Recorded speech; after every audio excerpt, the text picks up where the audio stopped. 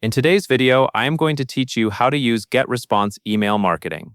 To begin, make sure you are logged into your Getresponse account and you are looking at the main dashboard. Everything we need is in the top navigation, so keep your attention on the menu bar across the top of the screen. First, click Tools in the top menu. Tools is where Getresponse groups the features you will use for campaigns, automation, and messaging. Once the Tools area opens, select Email Marketing. This takes you into the email section where you can create and send newsletters to your contacts. Next, click Create Newsletter. A newsletter in Getresponse is a one-time email message you design and send to a selected audience.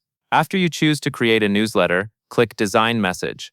This opens the email editor workflow so you can choose a layout and start building your content. Now you will select a template. Templates are pre-designed email layouts that help you get a clean, professional design quickly. Pick the template that best matches your goal, such as an announcement, promotion, or update, and then click Use Template. When you choose a template, you are not locked in permanently. You can adjust it later in the editor, but starting with a strong template saves time and helps with readability on both desktop and mobile. Once your template is selected, click Next. This advances you to the next part of the setup so you can prepare the send settings. You will then be prompted to select your list.